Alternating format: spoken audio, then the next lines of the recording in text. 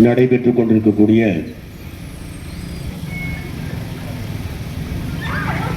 தமிழ்நாடு என்னும் ஒரு அற்புதமான மாநிலத்தை செதுக்கி தமிழ்நாட்டு மக்களின் வாழ்வாதாரத்தில் அத்துணையும் செய்து கொடுத்த தமிழ்நாட்டினுடைய முன்னாள் முதலமைச்சர் தலைவர் கலைஞர் அவருடைய 103வது பிறந்தநாள் விழா நிகழ்ச்சியினை தமிழ்நாடு முழுவதும் நடத்துவது என்று முடிவெடுத்து அதனுடைய ஒரு பகுதியாக நீலகிரி மாவட்ட கழகத்தின் சார்பில் நீலகிரி மாவட்டத்தில் இருக்கக்கூடிய அனைத்து ஒன்றிய நகர பேரூர் கழகங்களில் இருக்கக்கூடிய அமைப்புகளின் சார்பில் தலைவர் கலைஞர் அவருடைய 103வது பிறந்தநாள் விழா நிகழ்ச்சியினை சிறப்பாக கொண்டாட வேண்டும் என்று ஏற்பாடு செய்து அதனுடைய ஒரு பகுதியாக இன்றைக்கு பந்தலூர் மத்திய ஒன்றிய கழகத்தின் சார்பாக இந்த நிகழ்ச்சி ஏற்பாடு செய்யப்பட்டு இந்த நிகழ்ச்சிக்கு தலைமை பொறுப்பினை ஏற்றக்கூடிய பந்தலூர் மத்திய ஒன்றிய கழகத்தினுடைய பொறுப்பாளர் அன்புக்கினிய சகோதரர் ராஜா அவர்களே, கூடலூர் சட்டமன்ற தொகுதியிலே 3வது முறையாக தலைவர் தளபதி அவர்களால் அறிவிக்கப்பட்டு 22,833 வாக்குகள் வித்தியாசத்தில் வெற்றி வாகை சூடிக்கக்கூடிய கூடலூர் சட்டப்பேரவை உறுப்பினர் வழக்குரைஞர் தலைமை செயற்குழு உறுப்பினர் திராவிடமணி அவர்களே, இந்த நிகழ்ச்சியிலே கலந்து கொண்டு சிறப்பித்துக் கொண்டிருக்கக்கூடிய மாவட்ட கழக பிரதிநிதிகள் சந்திரபோஸ் அவர்களே, கணபதி அவர்களே, அன்புக்கினிய சகோதரர் சார்ஜ் அவர்களே, வரவேற்புரை ஆற்றிருக்கக்கூடிய அன்புக்கினிய தம்பி ராஜா அவர்களே, இந்த நிகழ்ச்சியிலே பங்கேற்றிருக்கக்கூடிய அன்புக்கினிய தம்பி சுரேஷ் அவர்களே, ராஜநேலா அவர்களே, ராமதாஸ் அவர்களே, ஜோதிலிங்கம் அவர்களே, ராஜேந்திர பிரசாத் அவர்களே, எஸ்கின் ராஜ் அவர்களே, அஜோஸ் அவர்களே, ராஜதுரை அவர்களே, நந்தன், கிளாடிஸ், ஜீவன்ராஜ், அரசதலகம், மயில், காட்சன், ரஞ்சித் குமார் போன்ற அன்பு உடன்பிறப்புகளே, இந்த நிகழ்ச்சியிலே பங்கேற்றிருக்கக்கூடிய நம்முடைய கழகத்தினுடைய செயல் வீரர்களே, 2 மாசத்துக்கு முதல்ல எங்க கட்சியில் நிறைய பேர் கூட்டணி, இப்பெல்லாம் யாரும் இல்லை எங்ககிட்ட. அதுக்கு என்ன காரணம் நாங்கள் சொல்ல வேண்டிய அவசியம் இல்லை, உங்களுக்கே தெரியும்.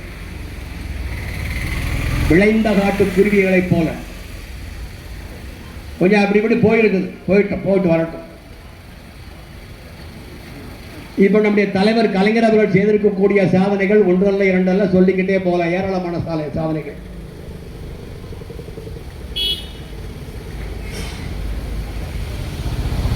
நம்முடைய சட்டமன்ற உறுப்பினர் பேசும்போது அதிகமான வாக்குகள் வித்தியாசத்தை வெற்றி பெற்றார் என்று அவர் சொன்னார். நாங்களும் சொல்கிறோம். என்ன கொடுமைன்னா 34,756 ஓட்டு, யாரோ ஓட்டு எந்த ஊருக்காரன் தெரியாது, அவனுக்கு ஓட்டு போட்டிருக்கு.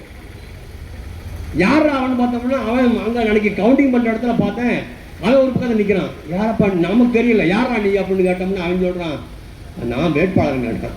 எங்கே போய் வேட்பாளர் அப்படின்னு நான் நீல உள்ளூர் சட்டமன்றத்துக்கு வேட்பாளர் எந்த ஊருன்னு கேட்டேன். நான் சென்னைங்க அப்படின்னு.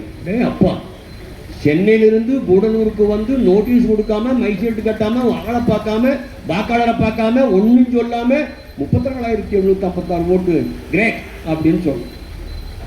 இப்படி தமிழ்நாடு முழுக்க தப்பு நம்ம மேல சார். நீங்க ஒரு விஷயத்தை நம்ம ஒத்துக்கிறோம்.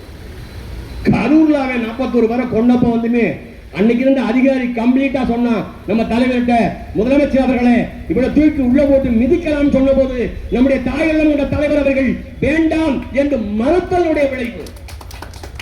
அப்பயே உள்ள விட்டு 4 மிதி மீச்சிருந்தா பாட்டு காணாம போயிருப்பான். இப்ப முந்தா நாள் ஒரு மீல்ஸ் ஒரு இது போட்டிருக்காங்க. அவன் ஒரு லாட்டரிக்காக ஒருத்திருக்கானே, ஏழு எருமை, அவன் சொல்றான் ஓட்டம் என்ன ஓட்டம் பாரு. மாரத்தான் ஓட்டத்திலே இந்திய துணைக்கண்டத்திலே 3 கிலோமீட்டர் ஓடிய ஒரே முதலமைச்சர் என்றால் தான் ஆதவன்.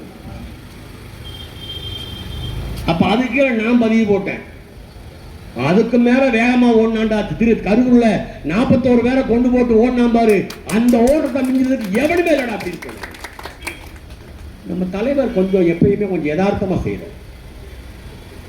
தலைவர் என்ன சொன்ன, அதிகாரிகள் எல்லாம் சொன்னாங்க, போலீஸ் ஆபீசர் சொன்னாங்க, சென்னை மாநகர கரூர் எல்லாரும் சொன்னாங்க, டிஜிபி எல்லாருமே சொன்னாங்க, சார் ஒண்ணு வேணாம் சார், இந்த ஊர்ல ஒரு கக்கூஸ் கொடி ஒரு ஆள் கட்டுறான், சந்திரபோஸ் எடுக்கிறாரு எடுப்போம்.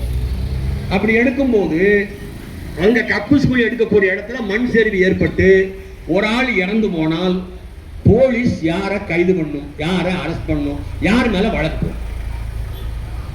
சந்திரபோசா காரணம் இல்ல, அவருடைய இடத்துல வேலை செய்ய போறான், அவ்வளவுதான். அந்த இடத்துல வேலை செய்ய போற போது யார் மேல கேஸ் போடுவான்? சந்திரபோஸ் மேல கேஸ் போட்டு இவர் கக்கூஸ் கொடி வெட்டினாரு, அதுல போய் வேலை செஞ்சவன் செத்து போனான். அது மாதிரி தானே இன்னைக்கு. ஏன் சிவகாசியில வந்து இன்னும் ஒரு பட்டாசு கம்பெனியில தீ வச்சுன்னா அந்த கம்பெனி முதலாளி அரெஸ்ட் பண்றான்.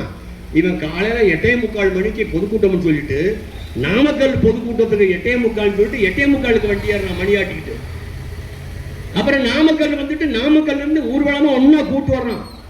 கூட்டு வந்து இங்க சாயங்காலம் 7 மணிக்கு வந்து கரூர்ல வந்து அந்த ஊர்வலத்தை போலீஸ் சொல்றாங்க, இந்த பக்கம் வேணாம் சார், மிகப்பெரிய நெருக்கடியா இருக்கு, இடம் சின்ன இடம் சார், வேண்டாம்னு சொல்லும் போது அத்துமீறி உள்ளே நுழைந்து போலீஸ் எல்லாம் உள்ள வேணாம்னு சொன்ன பிறகு உள்ள போய், நண்பர்களே 41 பேரை கொண்ட ஒரு கொலைகார பாவி தமிழ்நாட்டுடைய முதலமைச்சராக ஆயிருக்கிறார் என்று சொன்னால் தமிழ்நாட்டுக்கு ஏற்பட்டக்கூடிய மிகப்பெரிய அவமானம்.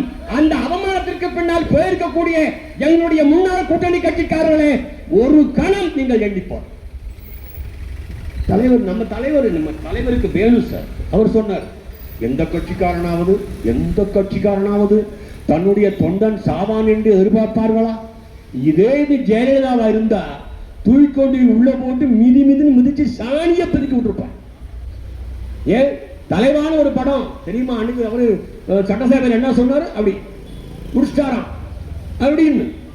ஏய், இன்னிய மாதிரியாலாம் உள்ள எம்எல்ஏ திராவிட மணி மாதிரி யாரு சமாதானமான ஆத்த உள்ள போயிருக்கு.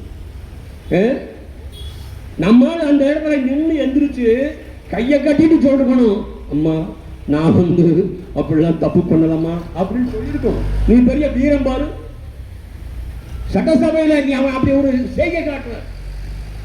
எவ்வளவு கேவலமான சூழ்நிலை தமிழ்நாட்டில் ஏற்பட்டிருக்கிறது இன்னைக்கு, எவ்வளவு கேவலமான சூழ்நிலை. நம் தலைவர் அவர்கள் இன்றைக்கு இதை சொன்னதனுடைய விளைவாக இன்றைக்கு தமிழ்நாட்டில் அது இன்னொரு விஷயம் சொல்றாங்க பாருங்க, எங்களுக்கு மக்கள் ஆதரவு இருக்கிறது. எங்க மக்கள் ஆதரவு பிடிச்சது? உனக்கு எவ்வளவு மொத்த ஓட்டு? 1,70,000,000. வரவேற்புரை நிகழ்த்தி இருக்கின்ற மரியாதைக்குரிய அன்புக்கினிய சகோதரர் ஆட்டோ ராஜா அவர்களே, மற்றும் இந்த நிகழ்ச்சியில கலந்து கொண்டு சிறப்புரையாற்றி சென்றிருக்கின்ற மாவட்ட கழகத்தினுடைய பிரதிநிதி மரியாதைக்குரிய அண்ணன் கணபதி அவர்களே, மற்றும் இந்த நிகழ்ச்சியில் நம்மோடு கலந்து கொண்டிருக்கக்கூடிய மாவட்ட விவசாயினுடைய துணை அமைப்பாளர்கள் மரியாதைக்குரிய நம்முடைய ஜார்ஜ் அவர்களே, நம்முடைய மரப்பாலம் சுரேஷன் அவர்களே, மற்றும் இந்த நிகழ்ச்சியிலே கலந்து கொண்டிருக்கின்ற மகளிர் அணியை சார்ந்த கிளாடிஸ் அவர்களே, சசிரேகா அவர்களே, மற்றும் இந்த நிகழ்ச்சியில் கலந்து கொண்டு சிறப்பித்துக் கொண்டிருக்கக்கூடிய ஒன்றிய இளைஞர்களுடைய அமைப்பாளர் அன்பிற்கினிய தம்பி ரஞ்சித் அவர்களே, மற்றும் கிளைக்கழக செயலாளர்களே, நிர்வாகிகளே, உங்கள் அனைவருக்கும் இந்த நேரத்தில் நன்றி கலந்த வணக்கத்தை உரித்தாக்குவதில் பெருமை அடைகிறேன். நடந்து முடிந்த சட்டப்பேரவை தேர்தலிலே பல போட்டிகள் பலமாக இருந்தாலும் திராவிட முன்னேற்ற கழகத்தினுடைய வெற்றி வேட்பாளர் அண்ணன் திராவிடமணி அவர்களை அதிகப்படியான வாக்குகள் வித்தியாசத்தில், முக்கியமாக சொன்னால் 22,000 வாக்குகள் வித்தியாசத்தில் வெற்றி பெற செய்துள்ளீர்கள். இந்த நிகழ்ச்சியின் வாயிலாக அதற்கும் ஒரு நன்றி தெரிவிப்பது திராவிட முன்னேற்ற கழகத்தின் கடமை. அந்த வகையில் நம்முடைய இந்த நிகழ்ச்சியில கலந்து கொண்டிருக்கக்கூடிய சட்டப்பேரவை உறுப்பினர் நம்முடைய வழக்கறிஞர் மு. திராவிடமணி அவர்களே, தலைமை கழகத்தினுடைய பேச்சாளர், என்னாலும் இந்த பகுதிக்கெல்லாம் இளைஞர்களுக்கெல்லாம் ஒரு உத்வேகத்தை ஊட்டி வழிகாட்டி கொண்டிருக்கக்கூடிய தலைமை கழகத்தினுடைய பேச்சாளர் எங்கள் அன்பு அண்ணன் கூடலூர் மு. பாண்டியராஜ் அவர்களே, உங்கள் அனைவருக்கும் இந்த நேரத்தில் மீண்டும் நன்றி சொல்ல கடமைப்பட்டிருக்கிறேன். நடந்து முடிந்த சட்டப்பேரவை தேர்தலிலே ஏதோ ஒரு சூழ்நிலையின் காரணமாக தமிழகத்திலே ஆட்சி பொறுப்பேற்றிருக்கக்கூடிய தாவக அரசாங்கம் தமிழ்நாட்டை சீரழித்துக் கொண்டிருப்பதை இந்த 45 நாட்களிலே நாம் கண்கூடாக பார்த்து கொண்டிருக்கோம். எந்த சட்டமும் கிடையாது, எந்த விதியும் கிடையாது.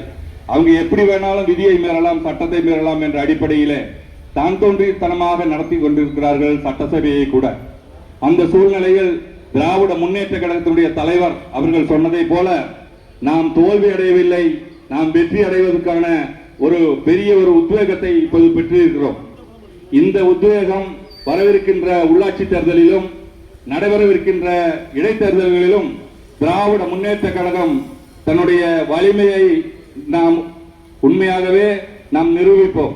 காரணம் என்னவென்றால் நம்முடன் இருந்த கூட்டணி கட்சிகள் பல்வேறு காரணங்களை சொல்லி திராவிட முன்னேற்ற கழக கூட்டணியிலிருந்து வெளியேறி இருந்தாலும் திராவிட முன்னேற்ற கழகம் என்றென்றும் தொண்டர்கள் படையால் சூழப்பட்டுள்ள ஒரு இயக்கம். அந்த இயக்கத்தை யாராலும் எவனாலும் சீண்டி பார்க்கவோ அழிக்கவோ முடியாது என்பது பல்வேறு காலகட்டங்களிலே திராவிட முன்னேற்ற கழக தோழர்கள் நிரூபித்திருக்கிறோம். அந்த அடிப்படையிலே மீண்டும் வருவோம் என்று சொல்லி இந்த நிகழ்ச்சியில் கலந்து கொண்டிருக்கக்கூடிய அனைவருக்கும் நன்றி சொல்லி விடைபெறுகிறேன். நன்றி, வணக்கம். நம்ம தொகுதியில அதாவது எப்பயுமே விழிப்புணர்ச்சியோடு இருந்து அரசியல் நாகரிகத்தோடு ஜாதி மதம் இனம் மொழி இதெல்லாம் அப்பாற்பட்டு செயல்படக்கூடிய மக்கள் நம்ம கூடலூர் சட்டப்பேரவை தொகுதியில் இருக்கின்ற மக்கள். இந்த தொகுதியிலும் வந்து பார்த்தீங்கன்னா 30,000 ஓட்டு போட்டிருக்காங்க, 34,000 ஓட்டு போட்டிருக்காங்க. எதுக்கு போட்டாங்க, எப்படி போட்டாங்கன்னே தெரியாது. ஏன்னா அந்த வேட்பாளர் யாருக்காச்சும் அந்த வேட்பாளருடைய பேர் தெரியுமா? எந்த ஊருக்காரவங்க, நான் எந்த ஊருக்காரன் எங்கேருந்து சென்னையிலேருந்து ஒரு ஆள் வந்து நின்னாரு, யார் என்னன்னு இங்கே இருக்கு எங்களுக்கு கூட பேர் தெரியாது. அந்த மாதிரி இடத்துல நீங்கள் போட்டிருக்கீங்கன்னா இங்கே என்ன போடுறோம், அது என்ன ஒரு மாயை, என்ன இந்த ரீல்ஸ்ன்னு சொல்லி இப்போ வந்து ட்விட்டரு, இந்த இன்ஸ்டாகிராமு, ஃபேஸ்புக்கு இதெல்லாம் போடுறாங்களே, அந்த மாதிரி நினச்சிக்கிட்டு இருக்காங்க. அதில் இருக்கிறது அத்தனையும் பொய் என்பது உங்கள் அனைவருக்கும் நன்றாக தெரியும். இருந்தாலும் அந்த பொய்யான தகவலை சொல்லி, ஆனால் நம்ம மக்கள் வந்து அந்த அளவுக்கு இல்லை. நீலகிரி மாவட்டத்தில் இருக்க யாரும் அந்த மாதிரி செய்யலாம். நீலகிரி மாவட்டத்தில் திராவிட முன்னேற்ற கழகம் 2 வேட்பாளர் தான் நின்றோம். உதயசூரியன் சின்னத்தில் வந்து 2 வேட்பாளர்கள் நின்றோம். அந்த 2 வேட்பாளர்களும் வெற்றி பெற்றிருக்கிறோம். ஆகவே இங்கே உள்ள மக்கள் வந்து அதைக்கெல்லாம் மயங்க மாட்டார்கள், அதையெல்லாம் கண்டுக்க மாட்டார்கள். ஆனால் என்ன செய்தார்கள், பிளைன்ஸில் இருக்கிறவங்க எல்லாம் நம்ம கீழே இருக்கிற அந்த மக்கள் எல்லாம் அதில் இருக்கிறவங்க எல்லாம் ஒரு வேகத்தில் அந்த ரீல்ஸு, இன்ஸ்டாகிராம், ட்விட்டரு இதெல்லாம் பார்த்து அதெல்லாம் நடக்குமோ அந்த இமேஜினரியில் கற்பனை உலகத்தில் இந்த மாதிரி ஒரு வாக்குகளை அளித்து இன்னைக்கு நம்ம செய்யாத தவறுகளை செய்து இன்னைக்கு ஏண்டா செஞ்சங்கிற நிலைமைக்கு ஆளாகிவிட்டார்கள். ஆகவே அந்த மாதிரி மக்கள் இன்று ஒரு பொழுதும், ஆனால் நம்ம தலைவர் இருந்தார, நம்ம தலைவர் முத்துவேல் கருணாநிதி ஸ்டாலின் இந்த பகுதிக்கு, அதாவது